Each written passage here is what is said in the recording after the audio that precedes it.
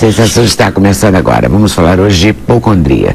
O medo exagerado de ficar doente, um medo que não passa nem mesmo depois que a pessoa vai ao médico, faz todos os exames e descobre que a saúde está ótima. E na falta de uma doença de verdade, o que fica é a ansiedade. E essa sim precisa ser tratada, uma ansiedade que pode levar a outro risco da automedicação.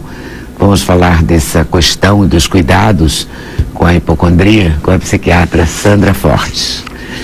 Alguns problemas de saúde, no entanto, surgem de forma inesperada, fruto de hábitos antigos, subestimados. Muitas mulheres estão com problemas na coluna e na musculatura por usarem bolsas muito pesadas. A quiropraxista Elisa Della Grave vai explicar a forma certa de usar bolsas de vários modelos para não prejudicar a coluna. De bolsa de mão a bolsa de ombro, passando pelas mochilas. Se é preciso usar bem as bolsas, outra coisa é certa, elas são acessórios importantíssimos, fundamentais. E de bolsa entende o Rodrigo Fávero, da Grife Soulier. Ele vai falar das novidades das bolsas que usam materiais diferentes, estampas, bordados e que fazem o delírio das mulheres. Vamos falar de um esporte que une beleza, elegância e força física. A Aline Barreto é fisiculturista, prática que vem conquistando muitas mulheres. A Aline vai explicar quais são as categorias do esporte, como é a preparação física, que no caso dela é feita pelo marido treinador Cacá Marvila, para alcançar a forma e as medidas ideais nas competições. Literatura, nosso assunto, com a escritora, poeta e artista plástica Lúcia Chama, lançando seu terceiro romance, Queima Sangue. Um livro para o qual ela dedicou 10 anos, uma viagem pelos sentimentos da protagonista Úrsula, emoções que evocam um clima de lembranças, de sonhos e delírios. Para a realização desse programa, contamos com a participação de vocês, nossos debatedores fixos, por e-mail, pelo Twitter, pelo Instagram e pelo Facebook. Eu começo conversando com a Sandra, exatamente sobre isso, sobre a hipocondria. A gente tem que distinguir a hipocondria de alguma outra coisa? A gente tem que distinguir a hipocondria nos seus graus praticamente normais. Quer dizer, existe uma certa tendência as pessoas se preocuparem com a sua saúde, que pode ser normal. Ela pode ser agravada também em determinadas situações. Essa preocupação fica maior em pessoas, por exemplo, que perderam alguém doente na família. É comum uma pessoa dizer: meu pai morreu com 50 anos de problema de coração, e aí achar que vai morrer de 50 anos de problema de coração. Existe também a que a gente chama da hipocondria dos profissionais de saúde. Os médicos, os estudantes de medicina têm uma síndrome chamada hipocondria do terceiranista de medicina.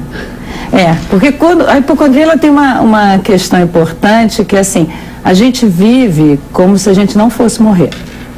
Se a gente fosse pensar que a gente ia morrer a qualquer momento, a gente não ia viver do jeito como a gente vive. Ia fazer algumas coisas diferentes.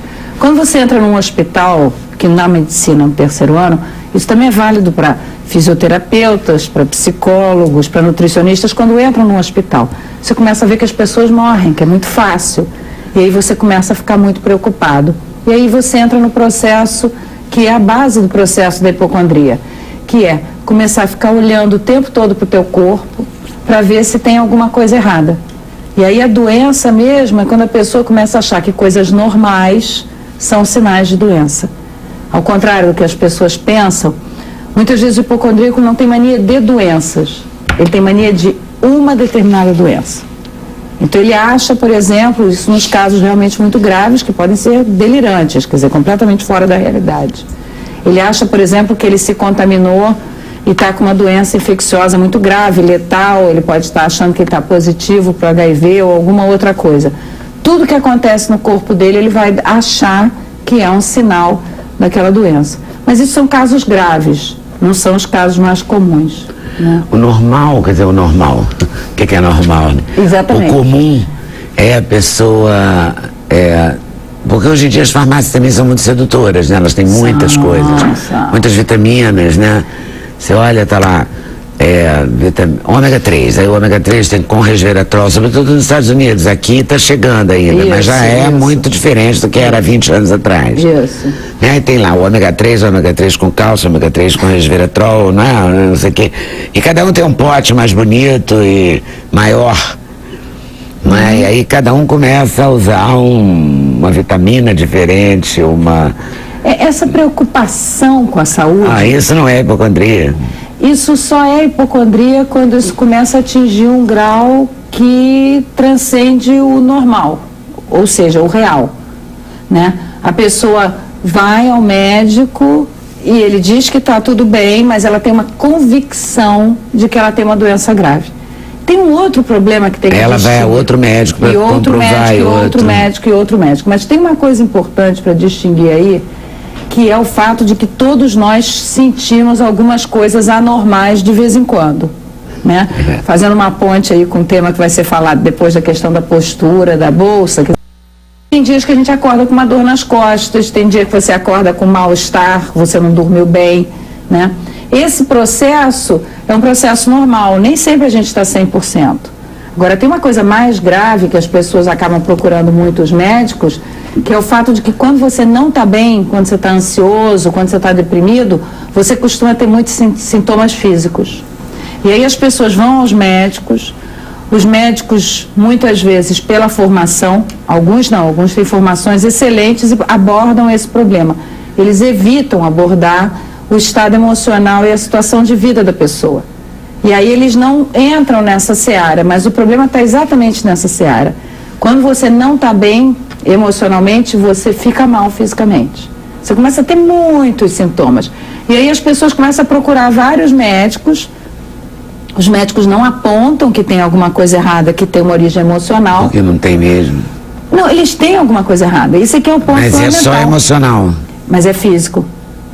Não tem essa separação. Passa pro físico, não tem essa... Exatamente. Hoje em dia, a gente até brinca dizendo que a gente... É tudo junto misturado. Exatamente. A gente não tem um corte na altura do pescoço. Então, assim, se você não fica bem, se eu perguntar aqui para todo mundo, quando vocês ficam nervosos, o que vocês sentem fisicamente, todo mundo vai dizer. Tem gente que tem dor de cabeça, tem gente que tem tremor, tem gente que tem dor nas costas, tem pessoas que ficam com a boca seca. Se vocês fizerem uma reflexão sobre vocês, cada um sabe de si, né? Porque é uma coisa só. Só que aí começa a procurar o médico achando que tem uma doença física e não tem espaço para falar dos problemas emocionais. Ou então tem preconceito. Isso é um problema muito grave. O preconceito com a doença mental e com o sofrimento emocional é muito grave. Eu acho isso engraçado que as pessoas assim, você pode ficar doente do fígado, você pode ficar doente do coração, você pode ficar doente do dedão do pé, mas da cabeça você não pode ficar doente. É um sinal de fraqueza, entendeu? Mas todo mundo adoece de tudo. Então, quando as pessoas começam a procurar o médico, ele diz, não, você não tem nada. Mas tem. Quando você fica ansioso, você vai ficar com o coração disparado, você vai ficar com aperto no peito. Se você ficar muito deprimida, você vai ter muita dificuldade de levantar de manhã. Então, tem uma parte desse processo que é induzido mesmo por uma cultura que não permite que as pessoas falem do seu sofrimento emocional, entendeu? E também que não dê espaços e tempos e formação para que os profissionais de saúde conversem sobre essa integração, né? Isso não é uma situação tão grave quanto o hipocondríaco grave. O hipocondríaco grave, ele tem uma convicção que você vai dizer para ele que não tem nada e ele vai dizer que tem. Eu me lembro de uma paciente que tinha uma hipocondria muito grave, geralmente acompanha outras doenças mentais graves, transtornos bipolares, depressões psicóticas, transtornos obsessivo-compulsivos. E aí ela chegou para mim e falou, doutora, eu tenho certeza que eu tenho câncer. E aí eu perguntei, mas eu já tinha ido a 4 ou 5 médicos antes de chegar no psiquiatra. E aí eu perguntei, mas você não foi aos médicos? Os médicos não disseram que você não tinha nada? Ela falou, doutor, eu fui a 5 médicos e todos disseram que eu não tinha nada. Eu falei, e aí? O problema é que eles falavam uma coisa, mas os olhos deles diziam outras. Quer dizer, ela estava totalmente delirante, ela tinha uma depressão psicótica e quando foi tratada, essa convicção desapareceu. Né? Ah, desaparece? Se você trata, desaparece. Mas é uma coisa, esses casos graves, graças a Deus, são raros. E tudo tem tratamento? Quer dizer, a bipolaridade, a psicose maníaco-depressiva, tudo?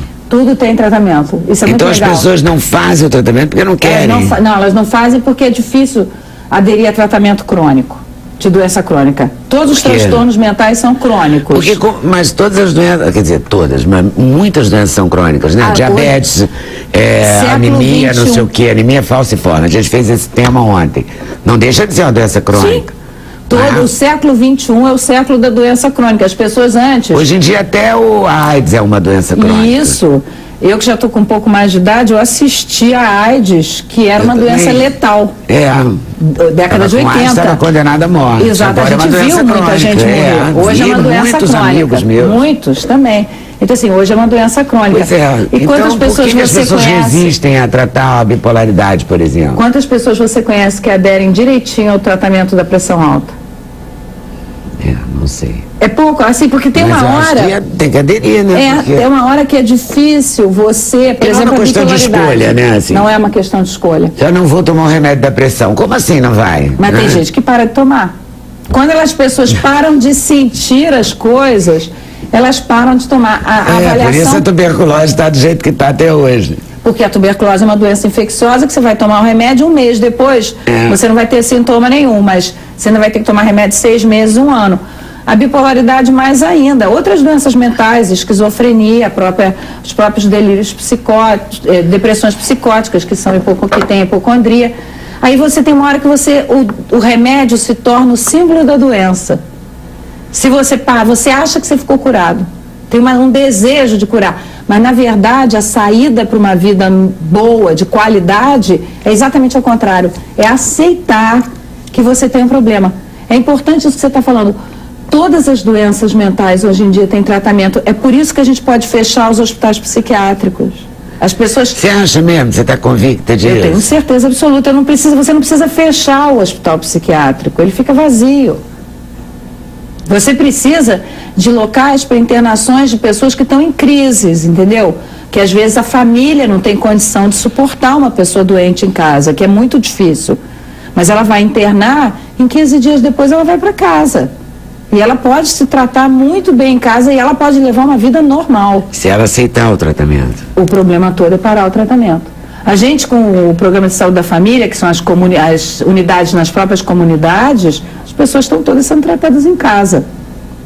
Isso é um grande avanço, né? Isso é uma mudança completamente diferente. As pessoas não são perigosas, elas não têm risco, elas têm um sofrimento muito grande. E a gente pode ficar do lado delas. Tem que oferecer possibilidade de tratamento. Mas se elas não aceitam? Você, tendo um vínculo, você começa a ter um espaço para conversar sobre isso. Entendeu? Porque, por exemplo, assim, tem uma hora que você tem que ir para o teu médico e dizer como é ruim ter que tomar remédio todo dia. Como é ruim, por exemplo, não poder comer sal ou não poder fazer algumas atividades. Mas se você tem com quem conversar sobre isso, fica mais fácil. Então, esse processo de trabalho da doença crônica é um processo diferente. E a doença mental é uma doença crônica. Mas será que a doença mental leva junto um preconceito que impede que a pessoa aceite que ela mesma tem a doença? É isso? Total. É isso que pega? É isso que pega. É isso que pega. E quando você vê várias vezes a pessoa se você olhar de longe, isso, você fala, não tem sentido, né? Uma pessoa que tem crise, que vai chegar num momento que vai ter que ser internada de novo. Às vezes vai tomar até choque. Muito raramente. Eu conheço casos assim de pessoas que têm tudo para dar certo, do ponto de vista assim físico, mental, oportunidade de vida, etc, etc. E tomam remédio, aí passa um tempo, vacilou, 1 mês sem remédio, internação. Na verdade, tudo não de precisa. Novo. Por que a pessoa faz isso com ela mesma? Eu não consigo entender isso. Na verdade, não precisa internar na maior parte das vezes. Mas nesse caso que eu estou citando, eu tenho certeza, porque precisou, já deve ser a 3ª ou 4ª internação. E eu fico morrendo de pena, porque tem tudo para dar certo, entendeu? Tem um bom médico, porque também deve ter uma dificuldade de diagnóstico, às vezes, tem, né? muitas vezes de achar o medicamento certo. Isso, exatamente. E nesse caso não há o medicamento certo. Eu vejo a pessoa quando ela está tomando o remédio... Ela fica completamente diferente do que ela fica sem remédio. Ela fica ótima. É ótima, é feliz, trabalha, feliz. Você vê que ela é feliz, sabe? Tá? Ao contrário da hipocondria, que eu vejo nos olhos dela que ela está feliz. Aí passa um tempo, ela corta o remédio. Quer dizer, eu não sei qual é o mecanismo. O mecanismo é um processo... O que as pessoas podem fazer? Porque isso é muito desgastante para pai, para mãe, para amigo. Todo mundo. Para namorado, namorada, não é? Deve ser um inferno. essa oscilação. É um processo que é importante, é que essa pessoa se conscientize disso e ela possa conversar sobre o que significa ter que tomar remédio, o que significa o preconceito das pessoas. Então, né? Deveria ter uma terapia junto, Com um certeza. psicanalista, isso? Não só necessariamente um psicanalista, uma terapia.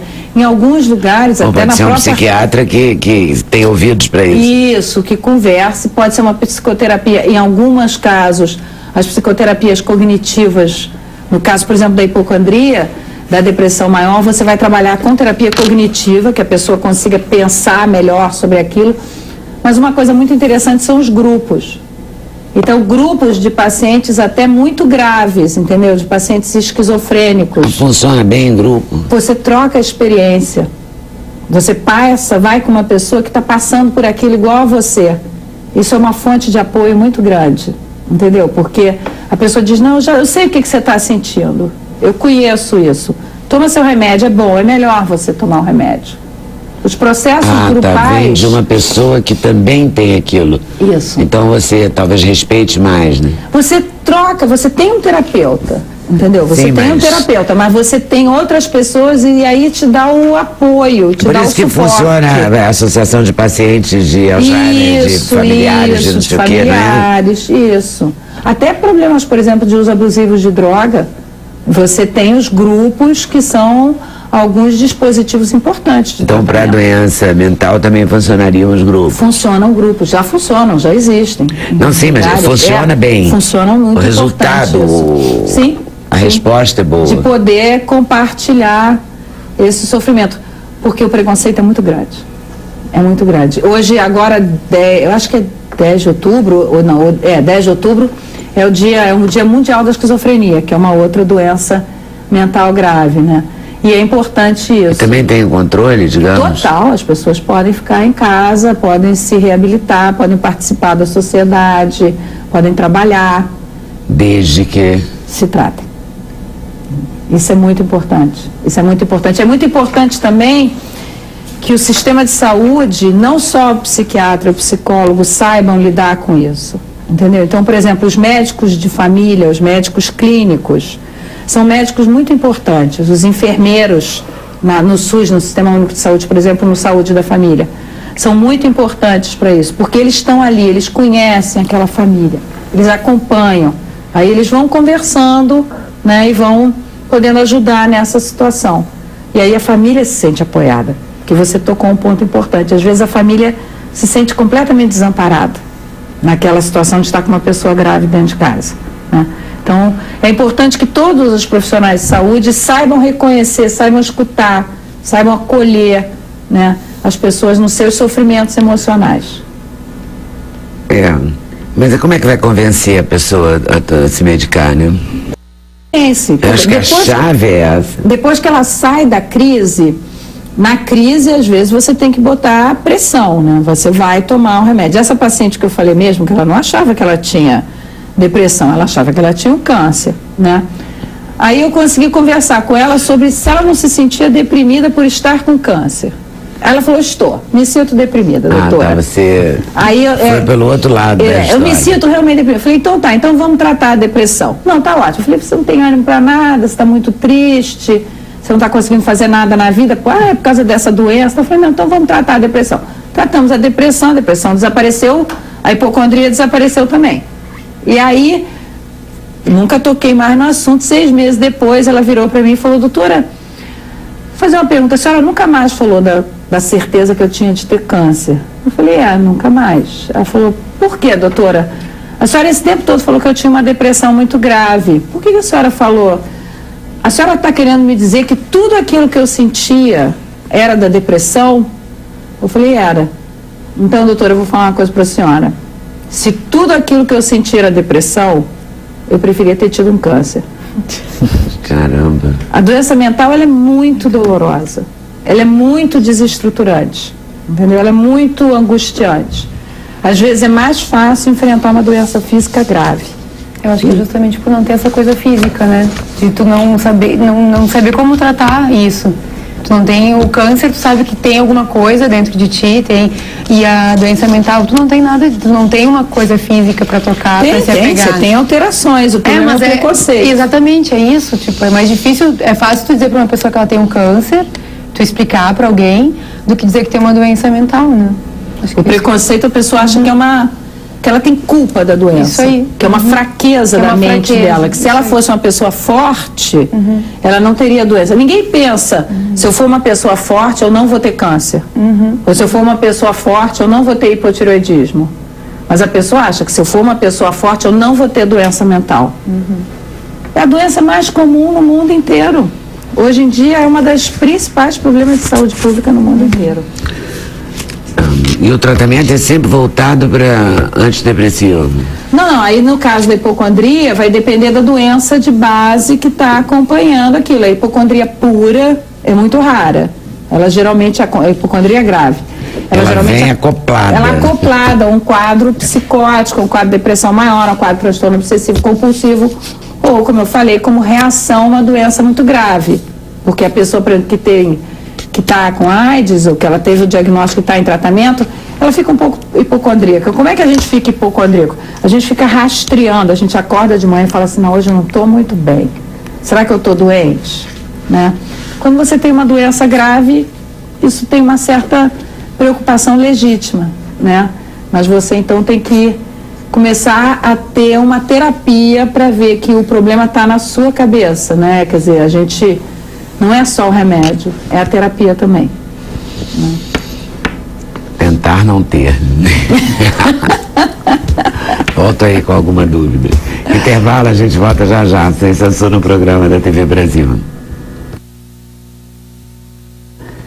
Mulher e bolsa. Porque as bolsas e os homens não combinaram. Não é nem com a pochete, nem com a bolsa tipo carteiro. De vez em quando aparece um personagem de novela. Dalton Vig fez numa novela recente, uma bolsa tipo carteiro, mas não funciona, não é? A pochete é horrenda, eu espero que não funcione nunca. Mas as mulheres e suas bolsas atracadas com ela, né? Não podemos viver sem bolsa. Não, por isso que a gente tem que aprender a conviver, a equilibrar. Equilibrar, e são cada vez mais pesadas. E quanto maior a bolsa, mais coisa a gente coloca. Mais coisas a gente coloca. Com os remédios que a gente pode precisar, né, doutor? Coloca as vitaminas que a gente acha que vão rejuvenescer, aí coloca a agenda, vários telefones, carregadores, e vai arrastando. E vai levando, e a roupa para que sai de manhã e vai de noite tem alguma outra coisa. E aí quer malhar e também quer trabalhar, e também quer, né?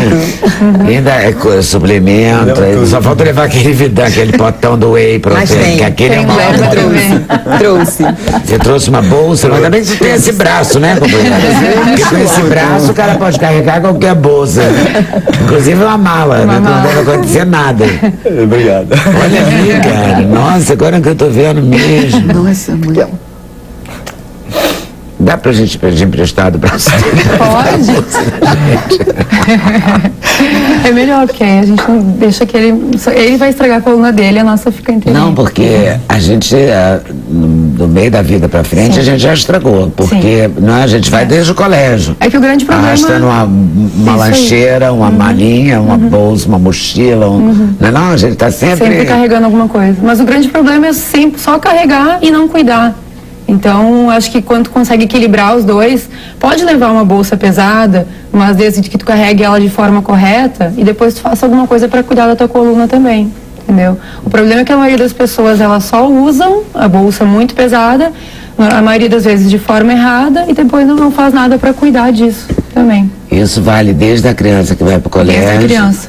Os pais começarem a cuidar, principalmente, dar preferência por mochilas que as crianças usem nos dois ombros, porque a maioria das vezes vai no ombro só.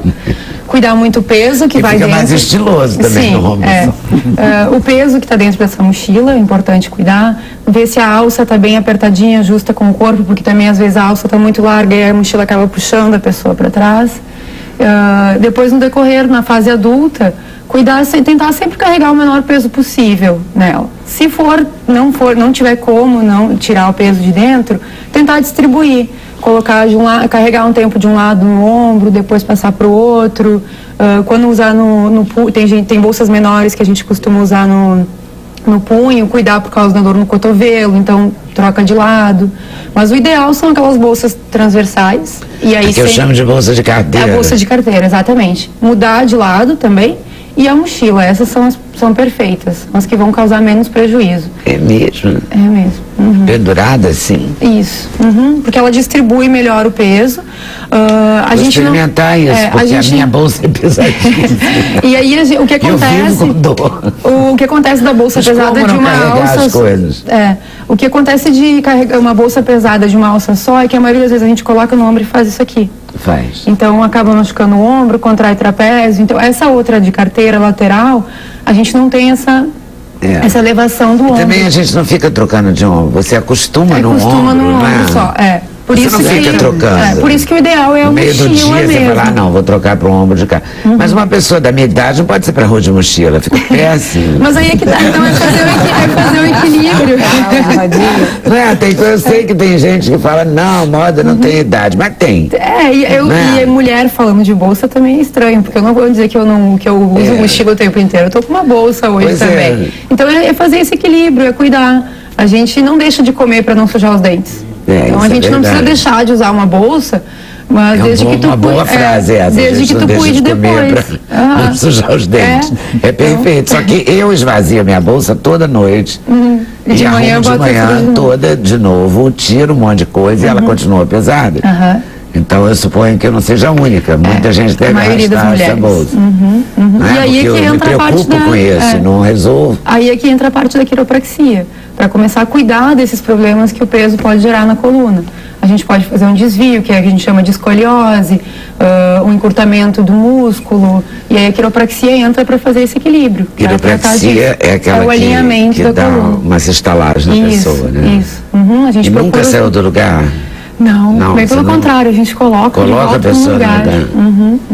E aí a gente cuida desses problemas de restrição de mobilidade, de restrição da musculatura, de dores, dor no pescoço por causa do peso, ou dor no meio das costas por causa da mochila. A gente cuida de tudo isso. Então pode usar a bolsa com cautela, mas também depois procura alguma coisa para cuidar. E você acha que nesse caso do uso da bolsa deve fazer como? Deve, além de usar, porque nem sempre a gente também tem uma... Sim, a bolsa que as bolsas mais bonitas ou as bolsas mais sedutoras, elas não são de atravessar no corpo. Não? Então tem até uma marca que tem um ursinho, que eu não quero falar a marca, mas que é até famosa, americana e tal, que numa viagem que você está de férias, com uma roupa mais relaxada, aquela marca você usa até porque é cômodo, né? Você pode estar num lugar o passaporte, no outro, não sei o que, ela tem a divisão já é feita desse tamanho. Mas na vida real, assim, você sai toda arrumada com uma bolsa pendurada assim do lado. É estranho. Então, aí... Você quer levar uma bolsa bacana. Né? Aí pode aquelas bolsas de mão, que aí a gente consegue carregar menos peso, só tem que ter um pouco de cuidado para não segurar quanto menor assim. A bolsa, você carrega menos peso. A do ombro também, aquela do braço que eu falei também, que elas acabam sendo menores e aí o peso também é menor. Eu acho chiquérrimo, mas no dia a dia, né, na cidade.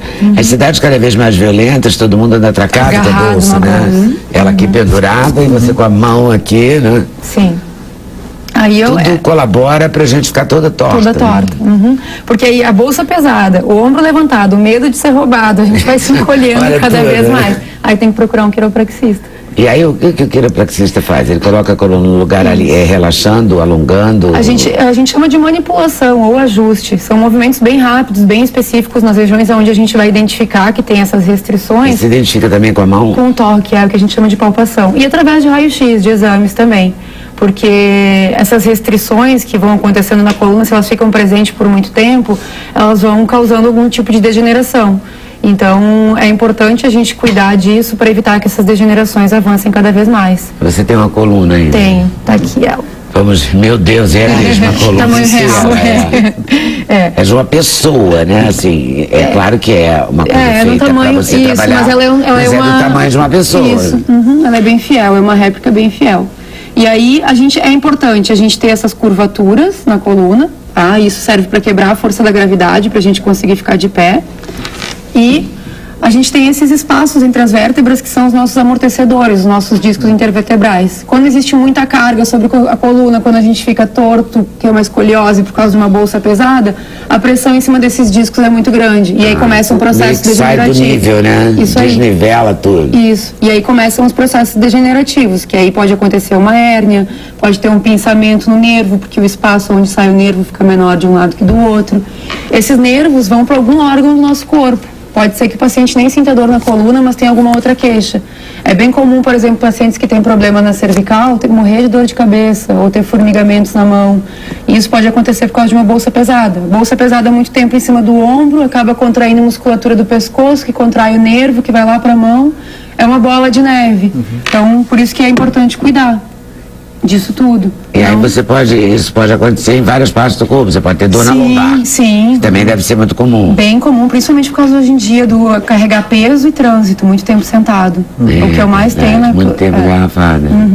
O que mais tem na clínica é lombar e cervical. E a lombar pressiona o quê? O sacro? A região sacroilíaca, que é a bacia, né? E os nervos aqui de baixo, que é o famoso ciático, que é o que sai da região lombar e vai até a ponta do pé. Que se existe uma pressão em cima dele, a pessoa pode sentir dormência lá no dedo. Uma dor no meio do bumbum, no glúteo, ou só aquela dor localizada. Então o quiropraxista vai procurar cada região da coluna onde estão esses desalinhamentos, onde existe essa compressão, fazer essa manobra que a gente chama de ajuste, para devolver a amplitude de movimento e começar a diminuir os sintomas. A diferença dos remédios é que o remédio, a maioria das vezes, para esse tipo de coisa, ele só bloqueia o sintoma. O corpo para de mandar o sinal de dor, mas o problema continua ali. A quiropraxia vai fazer o contrário. A gente vai na causa, vai lá no problema, para aí sim não ter mais o sintoma. Deve ser por isso que a gente toma tanto anti-inflamatório no Brasil, né? Porque a gente só fica aqui tentando apagar os sintomas. É o anti-inflamatório e o Rivotril, os campeões brasileiros. Isso aí. As preferências nacionais. Os anti-inflamatórios são por conta das dores. E a automedicação, né? O que eu recebo no consultório o tempo inteiro é que ninguém vai no médico por causa de uma dor na coluna. A pessoa tenta, toma. Só quando ela fica inválida, só, né? Quando ela não consegue mais se mexer. Da cama, e ela vai. Todo mundo que chega lá, eu já fiz de tudo, eu já tomei todos os remédios. Então, e aí, quando eles não sabem mais o que fazer, é que eles procuram ajuda.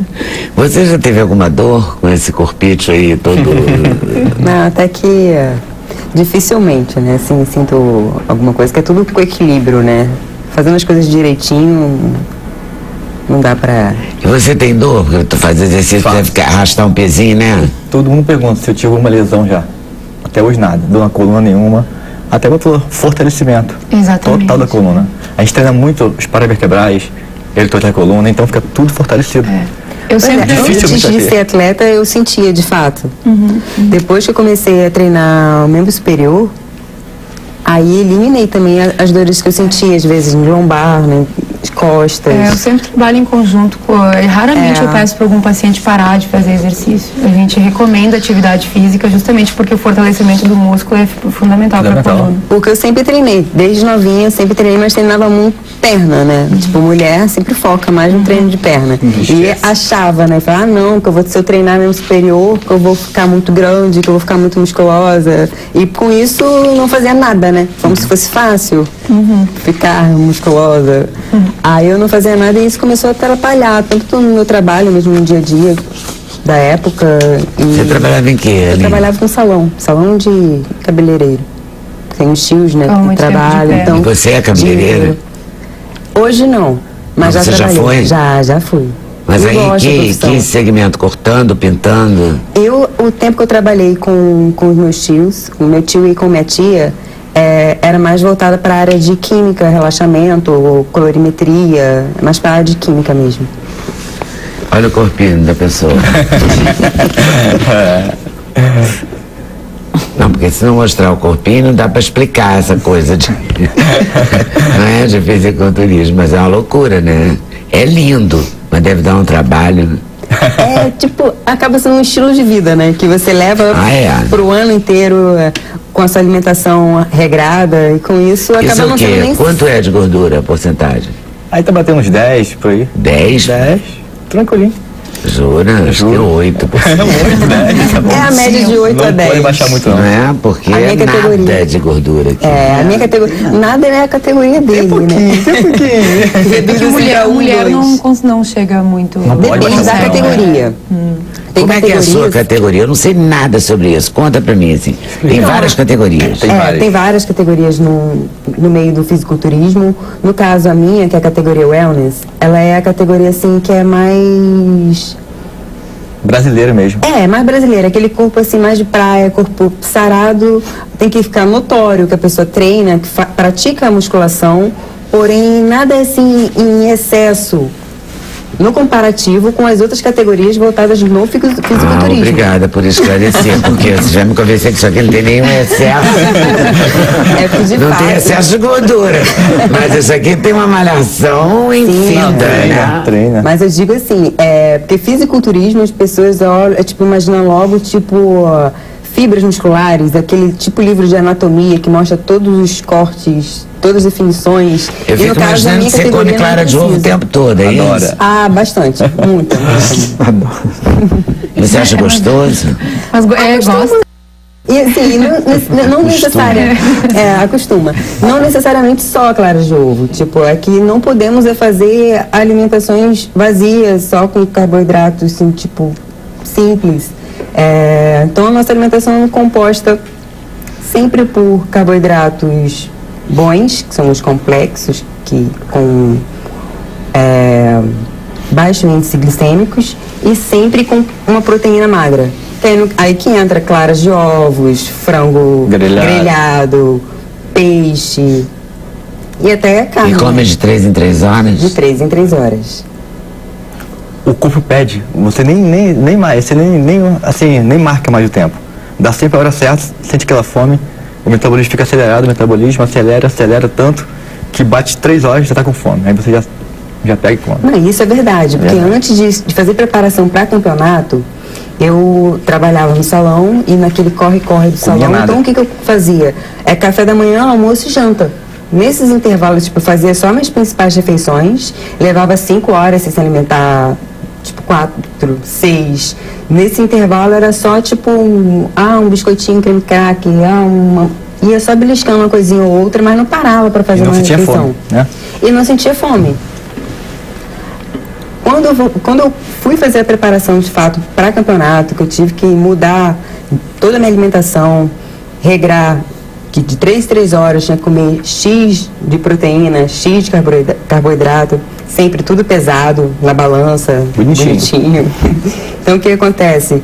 O primeiro mês e o segundo mês foi até meio torturante, né? Foi mesmo. Na verdade, seja dita.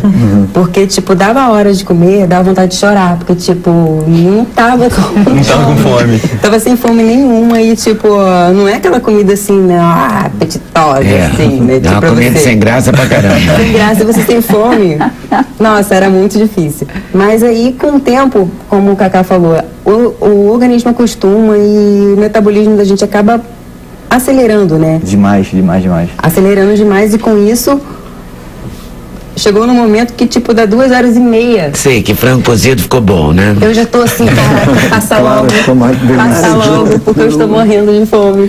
Agora vem cá, vocês começaram a namorar. Você já era fisiculturista ou foi quando você começou assim? Não, foi ele que fez você comer de 3 em 3 horas? Sim. Foi. Ele era chato com isso? Fala a verdade. De início, sim. Hoje eu sou mais chata do que ele. Eu que fico, não vai comer isso não. Vai comer Você isso não aqui. tem ideia como ela era desregrada com a alimentação. Era tudo meu congelado, lasanha congelada, era fandangos, era torrones. Quando eu conheci, eu falei, que isso? Se você tem esse corpinho sem fazer dieta, fazendo dieta você é campeão. Aí deu isso aí, ó. Aí deu nisso. Deu isso aí. Comecei a convencê-la, começou a comer melhor. Convencê-la ou proibir de comer? Não, sério. Aí foi um sucesso. A comer tanto, né? Porque, nossa, fazer 3 refeições, hoje eu faço 6. 6. Entendeu? 6 vezes, né? No dia eu paro para fazer minha refeição. Eu não faço só as principais refeições e faço belisquinhos, né? Eu paro para fazer muda as mesmo, refeições. muda, não adianta. Mudou o hábito alimentar, reeducação alimentar, já muda tudo mesmo. Mas não rola assim nenhuma vontade de comer uma coisa que dê prazer? Existe o seu momento off, a gente fala, né? Mas é uma refeição, é em 15 dias, ou 30, 30. Frita. Gordura não, gordura não. Você come quando te dá uma paura assim, por exemplo, hoje é meu dia off, assim, por exemplo, sei lá, 3 coisas que você pensa durante vários frangos cozidos e várias claras de ovo. Você fala assim, um dia ainda vou comer isso. Então, no dia, assim, eu sou apaixonada por comida japonesa, então, assim... Mas no dia que é peixe cru. Então não vai ser uma coisa assim que não vai estragar tanto Não vai estragar. a minha dieta. Vai estragar tipo, peixe cru? Não. O que mata no japonês é a questão do shoyu, né? Muito shoyu. Você pode sem o shoyu. Não, você bota água no shoyu. Não. Shoyu light. Eu uso light e não faço, né? Tem atletas que até tipo cortam de fato até o shoyu light. Eu não corto. Mas a gente usa, desculpa, a gente usa muito Você malha ele com água? Porque às vezes funciona, né? Você bota um pouquinho de água, fica ainda com gosto, mas fica menos salgado. Não, eu uso light. É uma opção. Eu uso o light de fato. É uma opção. Mas e você, o que você come nesse dia, Otávio? É que eu falei, Rio, eu sou fanático por doce. Só que essa aqui agora, ela é fera em receita fit. Não adianta. Ela tem uma... É tudo questão de escolhas, né? Entendeu? Substituir alguns ingredientes, né? Você vai fazer um bolo, você não vai botar ali açúcar, bota lá um adoçante, usa até, tipo, dependendo do período da preparação, que tá longe do campeonato, dá pra estar usando o açúcar mascavo, se for o caso. E tem como você tá banana fazendo... com passas, tem uns golpes, também vira açúcar. Tem o whey protein, que faz parte do nosso dia a dia. Bom, agora tem até bolo de whey protein. Não, isso aí. Então, o que acontece? Tudo. Te dá uma tem opção... até pronto, eu vi numa lojinha dessas de saúde, essas lojinhas de produtos naturais, uma caixinha que estava escrito massa de panqueca com whey protein, quer dizer, já está uma delícia. Pronto. Pois é. Então, assim, se eu não experimentei, mas é bom. Se for comparar, assim, a pessoa que está acostumada a comer, exemplo, a Nutella normal, aí vai comer um creme de avelã zero. Nossa, você vai achar ruim, mas se você está na dieta e vai comer ali o zero, nossa, você vai achar a coisa assim mais deliciosa do mundo, né? Então, é uma larica, assim, né? Nossa. A larica vai ser outra. Aí, assim... Cacá, então vai no doce. Eu gosto de doce. De vez em quando, qual é o doce que você mais gosta? Pudim. Doce de leite. Doce de leite, pudim. Mas consigo me controlar, tranquilo. Só de falar dá água na boca. Consigo me controlar. Dá água na boca, mas não como. Entendeu? Sim, você resiste bem. Resiste legal. E quantas horas você malha por dia? Não levo nem uma hora mais. Antigamente tinha essa ideia que para ter um corpo muito bom, tem que treinar muitas horas. Não. Quanto menor é o treino, melhor é mais forte. Melhor é mais intenso, isso aí, intensidade. Mais intenso então, e menos... Meia hora, 40 minutos. E você tem quantos de gordura? Eu agora? 9. Não, hoje estou com uns 12, hoje. Em preparação, assim, para subir no palco, 3, 4, tranquilinho. E aí, funciona com os homens a mesma coisa que com as mulheres? Entendeu? Mesma coisa. Tipo assim, você fica com o corpo todo definido e a competição é em cima do corpo definido. Definido. Porque o dela é isso. Não, em relação à categoria, no caso da dele... A minha é mais intensa. É tipo quando você vai estudar lá biologia e pega o livro e tem lá aquele, né... É só músculo mesmo. Só músculo. Fibras. Definição total. Todas as definições, né, aparente, até fibra muscular aparente, a categoria dele exige isso. Tipo, quanto maior e mais seco, melhor. Na minha aqui já é com mais, assim, um pouco mais de moderação em vista, né, das outras categorias do fisiculturismo. Mas tem de eu tô mulher sentindo... assim também. Oi? Tem de mulher. Tem de mulher assim também. Porque eu acho que no seu caso você não está tão agressivamente masculinizada. Sim, é uma categoria que hoje ela é tem uma mais feminilidade aceitável. Nesse corpo delineado, até porque né? conta como critério. Mudou então o critério. Ela conta como critério, tipo, é todo um conjunto. É questão de cabelo, pele, maquiagem, beleza facial. Então tudo, na hora de ser julgada, vai estar contando. Tudo. Acho que tem um VT aí, o VT de quê? Desse Arnold Classic, é isso? Sim. Participou também? Não, ela participou. E você treina ela? Ele é meu treinador. E ele é rígido? Chato. Bastante. Chato. Chato. Mas tá que aí. chato, assim. Pega no pé mesmo, ali, cobra né? mesmo. Cobra. Às vezes tá ali cansando, fala assim, vou fazer mais. Ele vai, mais uma. Porque Pra não desistir. hoje, infelizmente, tudo é motivação. Ela já só que faltava só lapidar um pouquinho mais. Então você vê muita Tirar gente... um fandango. Tirar... Mas foi massacrante, entendeu? Até tirar isso... Nesse ponto até saudável, né? mas foi Você massacrante. atuou de uma maneira saudável. Olha, uma coisa assim que eu notei, que eu vivia assim, doente, vivia pegando gripe, garganta, inflamava direto, a ponto de, tipo, bezetacil não fazer mais efeito em mim, porque... Doutora, olha aí. Mas é sério, verdade. eu tomava assim, eu tomei 2 na mesma semana e a garganta continuava hiperinflamada. alimentação. Então o que acontece? De 2012 pra cá, que eu mudei toda a minha alimentação, toda a minha rotina, Nunca mais, né? nunca mais. Nunca mais. Incrível. Muito bom. Incrível. Então, esse é o lado. Eu Lado estava bom. pensando até fazer cirurgia, porque a garganta, tipo, fechava. Doutora. Você viu isso? Pois é. Muito bem. Vamos ver se- Essa área está crescendo muito. Tá? A categoria wellness dela é a categoria da mulher brasileira mesmo. Está crescendo muito. O que é a categoria bumbum É um corpo que você falou agora, né? Feminino. feminino? Corpo trabalhado, seria que a pessoa treina, que faz uma dietazinha, mas nada exagerado. Nada que fica masculina. Então essa categoria cresce muito. As mulheres estão cada vez mais, assim, aderindo a essa categoria. E quando chega, assim, 2 meses de uma competição é que o bicho pega, né? 3 meses começa. No ideal seria 3 meses. meses, 90 dias. No meu caso, sempre 3 meses. Só que ela, já a categoria wellness, permite ficar bem o ano todo. Então, 2 meses, fica legal. É só para alguns ajustes. Ajuste mesmo. Porque quem leva essa categoria a sério fica bem o ano todo. Não é igual o bodybuild mesmo. Que é a categoria Porque dele. tem a fase que tem que dar uma descansada mesmo, que ele fica mais cheio, não fica com aquela definição do palco. Essa consegue ficar tranquilo o ano todo. E aí é sem tomar nada, né? Essa categoria não permite tomar nada mesmo. Essa aí que não tem como. E tem tipo antidoping, essas coisas? Nível amador não. Amador não. Porque é uma também categoria que tem só no Brasil por enquanto. Essa categoria aí é forte.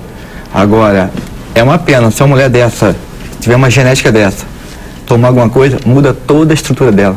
Aí começa a questão de ficar masculinizada, Por até exemplo, a fisionomia do rosto muda. Se eu pego naquela época, não, vamos estimular com alguma coisa para acelerar o processo, não ia estar assim, com certeza.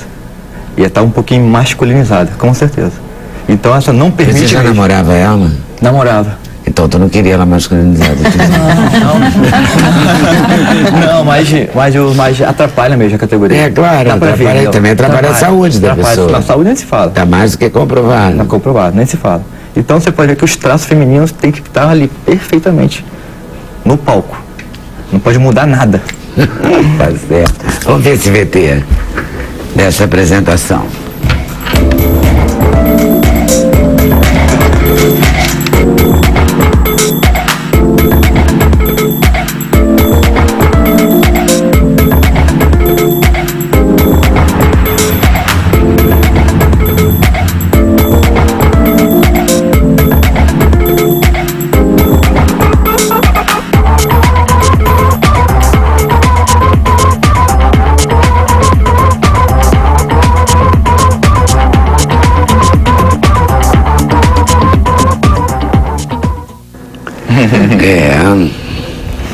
Tá podendo.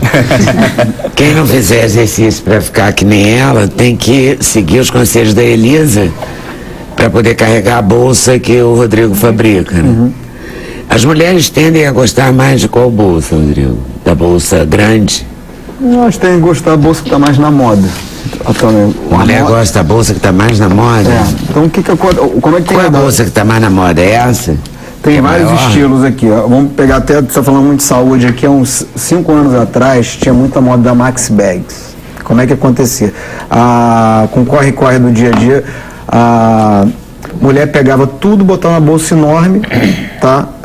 Roupa de malhar, roupa do trabalho, roupa das crianças, e botava e no final dava problema de coluna. Então, com o passar do tempo, atualmente, a moda está muito relacionada a conforto. Não só no sapato, como bolsa também. Então, hoje acontece que de mulheres saem com 2 ou 3 bolsas diferentes no mesmo dia. Uma bolsa para o trabalho, uma bolsa para malhar e outra bolsa para happy hour.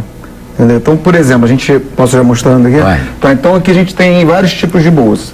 Essa daqui, hoje tem no nosso estilo da Sully, a gente tem uma pegada muito carioca e muito casual e artesanal. Então tem essa bolsa aqui que é super utilitária, tá?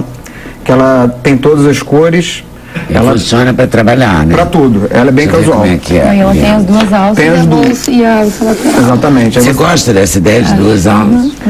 Eu sempre arranco uma alça, então tá errado isso. Porque pode carregar no ombro e pode botar ela de lado, como eu estava explicando. Pois é, eu fico com preguiça, falar se vai atrapalhar, vou tirar uma alça.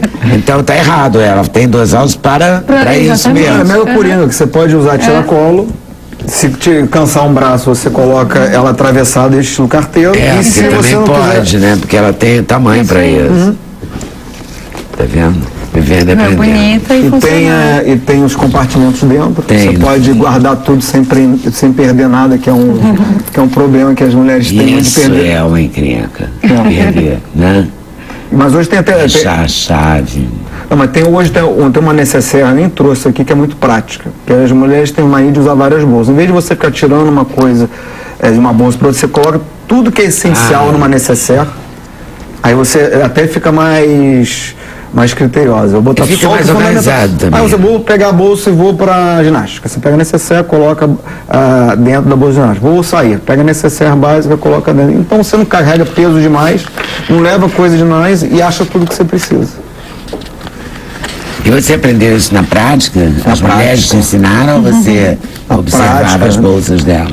Não, na verdade, contar um pouquinho da história, a minha mãe, que é mineira de Juiz de Fora, ela desde 14 anos ela trabalha com moda. Então ela montou em 82 a Sullier, começou crescendo e desde que a gente passava férias, a gente passava na loja. E hoje a gente tem um negócio que está toda a família envolvida. Tá eu, minha irmã e meu pai também. E acho que desde 16 anos eu comecei a trabalhar na fábrica, fazendo as bolsas. Comecei a fazer cinto mesmo, furando cinto, vendo material, vendo feira. E bom isso, né? Já tá na nossa veia. Então moda é o nosso dia a dia, a gente tem que saber. Incorporou já. Isso aí, então, a primeira coisa que eu entrei lá na sala de espera, eu vi o que o pessoal tá usando. Olhei pro pé, olhei pra bolsa, então já...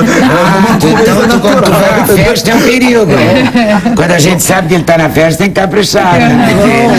O pior era a fase quando eu fabricava cinto, que eu chegava a olhar pra cintura de todas as mulheres. Eu falei, o que é isso? Que constrangedor. Mas enfim, faz parte do... É mesmo? Vem cá, esse fechecler aqui é fake? Ou ele tem um começo? Deixa eu dar uma olhadinha. Sei lá, não achei, mas deixa aí. Ele é um detalhe, né? Não, esse é um detalhe. Hoje tem uma tendência, hoje tem muita mistura tem coisa lateral aqui. De materiais.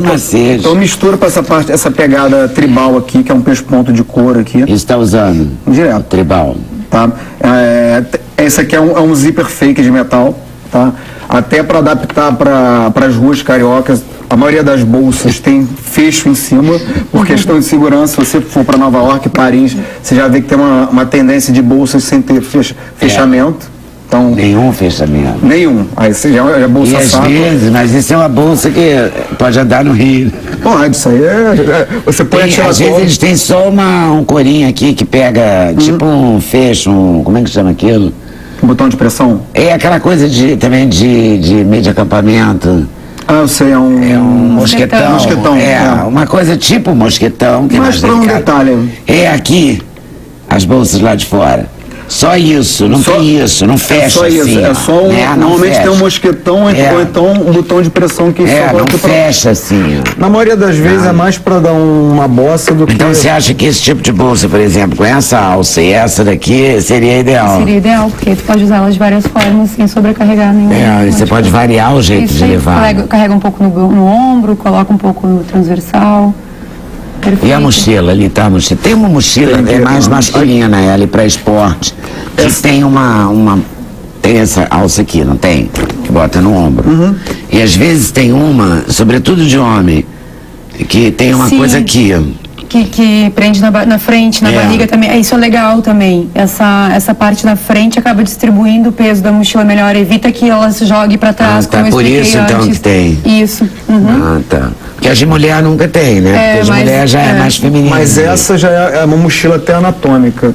Ela, se eu vou perceber que ela já é mais chapadinha, ela não é aquela mochila que dá para botar milhões de coisas. Ah, tá. Já pode se mudar com ela, né? Ela na casa. Coloca essencialmente, você pode botar aqui um tablet, um notebook pequeno, coisa de trabalho. Ela fica, a alça dela já é anatômica, tá? Não é aquela alça retona, então ela já fica bem fixada no corpo. Ela fica bem certinha. E ela cola nas costas. Eu tinha uma assim, desse modelo. Que é exatamente assim, né? Esse modelo é tão confortável, tão versátil, que toda coleção só faz uma releitura, adapta os materiais e as cores e vai reeditando.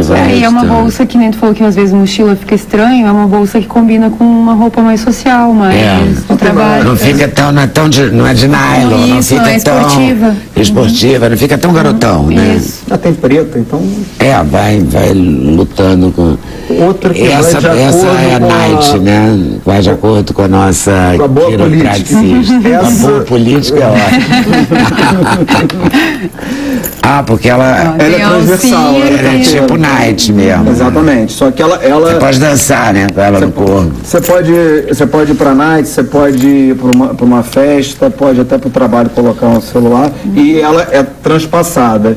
E você pode estar tendo conforto hoje na moda, você pode estar seguindo tendência de moda. Aqui você tem, por exemplo, a franja, que é uma tendência desde os anos 70, hip. Só que aqui já é uma releitura com couro de soleta. Soleta, para quem não sabe, é um couro mais grosso, que não precisa do forro. E tem esses detalhes aqui com acabamento ônix, está super na moda agora e já é tendência para o inverno. Então, pro verão. Pro verão agora e vai seguir no inverno. Falando do inverno, que a gente já tá fazendo a coleção. Já tá cabeça de inverno. O verão já acabou pra você. A criação já tá tudo. Esse povo da moda vive, sei lá, 6, 8 meses na frente, né? Agora tá tendo que viver 2 coleções na frente, é uma loucura. A gente nem começa a vender uma coleção, já tá vendo 2 coleções pra frente. E você tem que pensar no Natal já, então. O Natal já tá pensado pra você. Já tá organizado, agora tem que vender. Agora é só vender. Vendeu o que você já fez, já produziu, já tá tudo em cima. Só executar agora. E o que vai se usar no verão? Cor? No verão vai usar muito couro. Tem essa bolsa saco é o hit do verão, tá? Isso aqui tem muita estampa étnica que remete tipo incas, maias.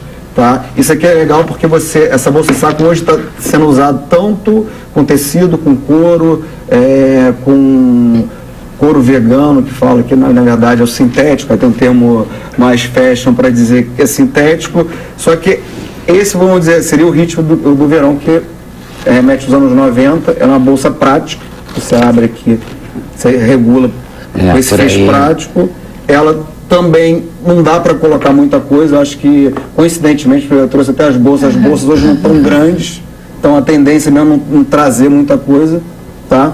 E tem essa linha artesanal também que é muito bacana. Isso aqui é uma... Isso é o quê? É um couro. tricê? É um tricê de couro. Olha. É um tricê bem bacana. Isso é anos 70, não é? 80. Então tá voltando. Meio hippie. A moda é uma releitura. A moda vai e volta. Vai e volta. Se a gente tivesse armários gigantescos, a gente podia guardar. Não é? A gente estava sempre na moda. Se você pega, por exemplo, um filme Bonequinho de Luxo, você vai ver lá, tá super na moda também. Aquela mulher também era massa. Qualquer coisa. Era a mulher mais chique do mundo. Ela tá na moda. Né? Ela tá na moda sempre. Mas esse tipo, essa foto aqui é essa daí. É essa, só que tá colorida. Colorida, né? Essa aqui tem tanto preto e nessa tá faltando uma bolsa. Que é colorida. Sempre tá faltando, porque a gente quer mostrar tudo.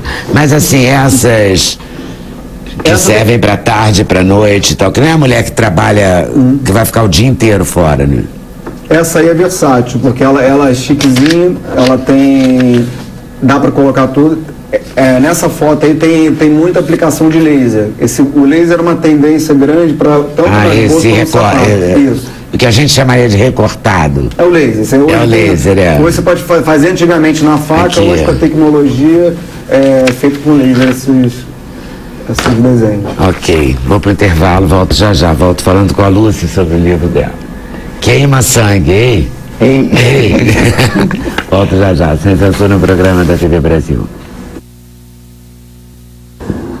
Lúcia de Moura chama. Lúcia Carioca, escritora, poeta, romancista e artista plástica, e está lançando Queima Sangue. Queima Sangue. Queima Sangue. É exatamente isso. É. Por isso que foram 10 anos. 10 anos? 10 anos escrevendo. Você escrevia e reescrevia e nunca estava bom ou não? Eu escrevia, parava. Fazia outra coisa? Aí depois voltava. Porque eu também sou poeta, né? Então os poemas... Então eu escrevi os poemas. Mas esse livro especificamente foi mais complicado. Por quê? É a sua estreia no Não. O primeiro livro chama-se Porão das Ervas. Levei 3 anos, acho um tempo razoável, né? 3 anos.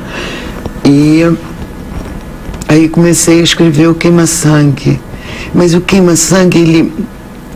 Primeiro, a personagem, ela tem uma fala que eu tinha que descobrir como falar com a Úrsula. Que, assim, aparentemente não tem nada a ver comigo. Aparentemente, né? Porque deve ter muito a ver, né? E era difícil encontrar essa fala. Que eu tenho uma fala muito coloquial, escrevo... E não podia ser, de jeito nenhum. Porque ela é fazendeira, vive na fazenda, com a vida toda rural, quer dizer, não, essa coisa urbana, carioca, praia, não existe, né? E encontrar esse tom da Úrsula foi muito difícil. E você tem um ritmo, assim, uma rotina, você escreve de manhã, escreve... Não, quando eu estou escrevendo eu não tenho rotina nenhuma, eu escrevo direto, não existe dia, não existe noite, não. Toma conta, porque eu acho que isso acontece com todo mundo que escreve, porque os personagens, eles tomam conta da gente, né? São eles que falam, não é a gente que fala, eu acho. E eles mandam, eles são algo... E às vezes você está num lugar e você identifica uma coisa que uma pessoa falou numa conversa, que você pode ter ouvido num lugar qualquer, e pode ter a ver com o personagem que você está escrevendo? Pode. Eu sou a rainha do guardanapo. Eu escrevo sem parar. No carro é uma vergonha, porque ficam aqueles bilhetinhos colados. Quando eu estou escrevendo, quando eu estou nesse mood da criação, que é maravilhoso, né? Para mim, que não é o atual. Atualmente eu estou parada, assim. E fica tão estranho, porque eu não sei viver sem a paixão. Paixão no sentido de pessoas, por produção, por uma flor que vai brotar. Eu tenho que estar apaixonada, absolutamente apaixonada. E nesse momento, depois que o livro foi lançado e tudo... Mas também foi lançado semana passada. Foi, pois é. Então, aí nesse momento agora, esses dias. Daqui a pouco você apaixona de novo. Eu vou apaixonar de novo. Mas, porque eu escrever, contar história, eu gosto de contar história, eu adoro contar história. Meus amigos dizem que eu sou muito narrativa, porque eu vou contar um episódio banal, troquei aqui o guardanapo de lugar, imagina, vou levar 40 minutos contando isso, porque não é um guardanapo, não é uma troca simples de lugar. Eu adoro contar a história, eu vou contando, vou falando. É bom, é muito bom. Mas as pessoas mandam você editar de vez em quando? Tem as pessoas mais aflitas e tudo, né, que ficam... Aí eu falo, toma uma maracujina, tenha paciência para chegar até o final, senão não tem graça. Vamos acabar todos os processados por exercício ilegal da medicina. Toma uma maracujina para não sei o quê. Porque senão não tem graça, perde a graça, né? E eu intercalo a escrita de romance, né, com a arte plástica. Eu, na verdade, eu acredito em 2 saídas para o ser humano. São as 2 únicas que eu vejo, que é o amor e a arte. Quer dizer, a arte é aquilo que nos leva para cá, para lá, a gente decola. A música é uma coisa absolutamente espetacular, né? Enfim, Então a tinta, a colagem também é uma delícia, porque tira a tensão da palavra. Né? Porque a palavra, eu acho que é uma tensão, ela se estica. A música é a quiropraxia da sua palavra. É exatamente isso. Você viu isso, né? É exatamente isso.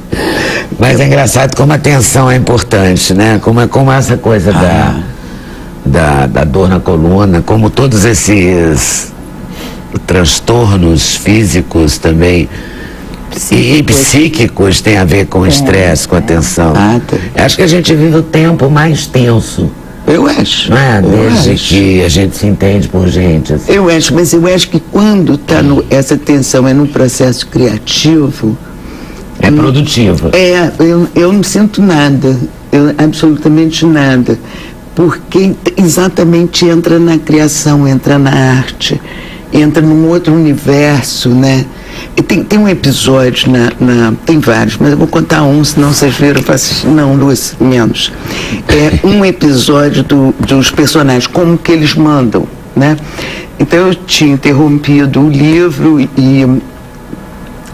e aí o meu companheiro na época falou, não, você vai voltar a esse livro, tá? Então volto eu para o livro. Não conseguia escrever lá em Araras, não andava. Até que um dia eu dou um grito. E ele vem correndo, assim, de dentro da sala para a varanda. O que aconteceu, né? Porque eu sou muito exagerado.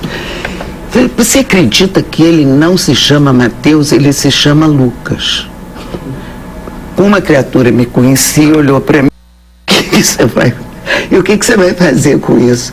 Eu falei, eu nada, o computador, já mandei substituir todos os Mateus pelo Lucas. Agora o livro vai andar. E dito e feito, aí eu consegui terminar o livro. Incrível, quer dizer, e aí não tinha noite, não tinha dia, não tinha nada, não tinha tensão, não tinha coluna. Agora, quando não tá nessa, sabe, aí dói tudo. Aí só a minha querida Estela para consertar todas as coisas. Todas as dores, todas as dores do mundo. Exatamente. Você já lançou esse, né? A editora é a Líteres, é isso? A Líteres. E ele estava pronto, né? Eu estou com outro pronto agora também. Mas ele fica na gaveta, eles vão ficando na gaveta. Às vezes eu dou para uns amigos, faço assim uns artesanais que eu curto fazer, que eu também sou encadernadora, então eu curto fazer, dou, mas vai para a gaveta. Mas um dia ele sai. Exatamente, no final que é o Jardim faz um elogio danado a você, né? Diz que faz lembrar fazer Aura de Lúcio Cardoso. Isso aí. Com seus delírios mineiros barrocos na crônica da casa assassinada. É para ler com olhos apaixonados. Ela foi extremamente generosa, eu acho. Mas ela é uma querida, né? Ela é maravilhosa escritora também, maravilhosa, realmente. E aí eu tive essa surpresa do Arthur Rodrigues receber o livro e depois de 6 meses falar, não, Lúcia, nós vamos publicar, quer dizer, você está falando sério? Eu falei, eu estou. Mas você achava que não iam publicar? Então o livro está pronto desde 1997, né? 2000 está lá na gaveta. Bom, essa gaveta é farta? É farta, tem o sozinha.com, que é bem diferente desse. Tem, a gaveta é fartíssima. Então vem outros por aí, né? Cheio da gaveta, vai abrir, daqui a pouco ela sai andando. Exatamente. Não é? Com uma das bolsas da Sueli. Com as bolsas da Sueli. Ou com as lojas. A gente perguntou a ele aqui no intervalo. Alguém perguntou para ele, você tem loja? Ele falou, tem 11 no Rio, então a gente acha que essas coisas vão sair andando, assim, os livros da luz, as bolsas do outro. E os músculos de alguém. Intervalo, voltamos já. Sem censura, o programa da TV Brasil. Comprei esse bloco propondo a Sandra Forte disse aqui pra gente durante esse intervalo que toda dor é psicogênica. Então ela vai explicar isso pra gente agora. Na verdade, o que acontece? Não existe nenhuma dor que não tenha um componente mental. Então, assim, se você dá um corte aqui na sua mão, essa dor, esse estímulo daqui sobe e você vai sentir a dor no teu cérebro. Então, nesse processo, esse estímulo vai interagindo em regiões emocionais e em regiões cognitivas, que a gente chama, do teu entendimento. Então, a dor que você sente é a junção de todos esses componentes.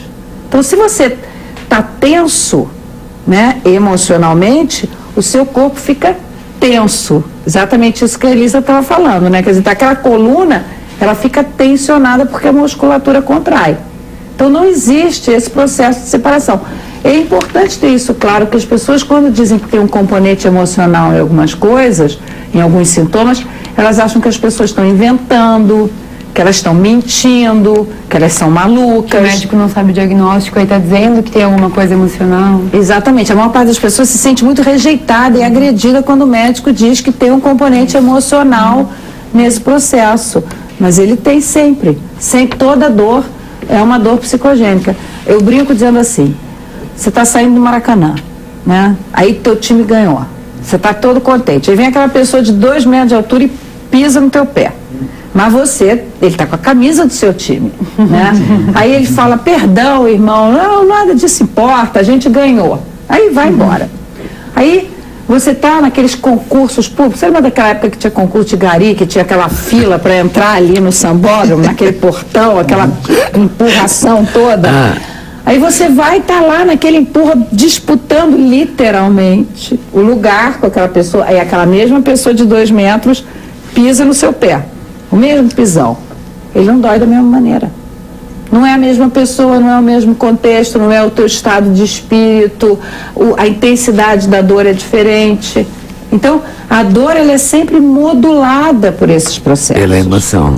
Pela emoção e pela tua explicação. Alegria, Tem assim, por exemplo, até uma dor mais grave, a lesão de plexo braquial, né, o arrancamento de plexo braquial que leva à perda do braço, ela geralmente tem 2 causas, ou é ferimento de guerra ou é acidente de trânsito, muito motociclista, né?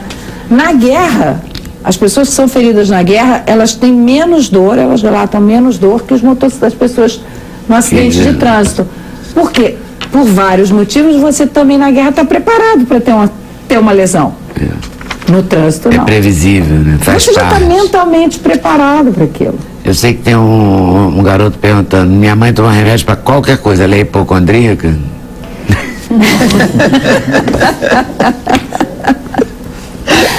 Que situação, hein? Olha, hipocondríacos somos todos, né? Um pouco, assim. Somos todos, em algumas situações da vida a gente é um pouco mais. Tem momentos da vida que a gente fica pior. Tem hora que a gente fica pior. Mas a pessoa que toma muito remédio, às vezes ela simplesmente, ela ainda não conseguiu descobrir o que está doendo, né? Onde é que ela está com aquele mal-estar, né?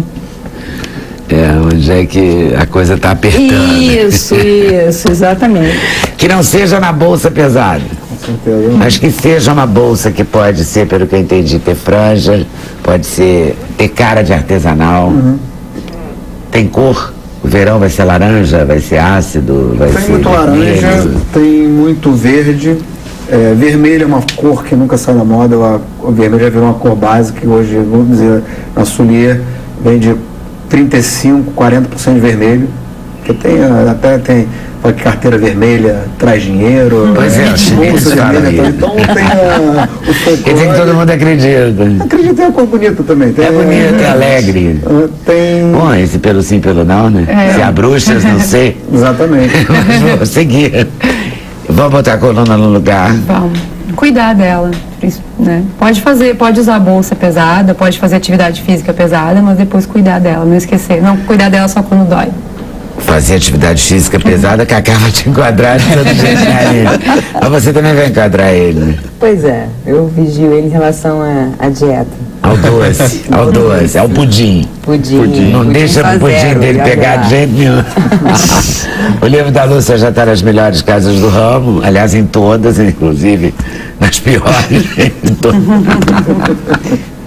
E daqui a pouco vem outro, o cara vai abrir a gaveta, vai ser um Isso vai perigo. sair. Eu vou agradecer a vocês por terem vindo, super obrigada, super valeu, a vocês por estarem nos assistindo. E a gente vai encerrar, se der tempo, com um trechinho da música do Rodrigo Santos, que se chama Remédios, que é assim nesse clima. Valeu, boa tarde, boa noite, até amanhã, se Deus quiser.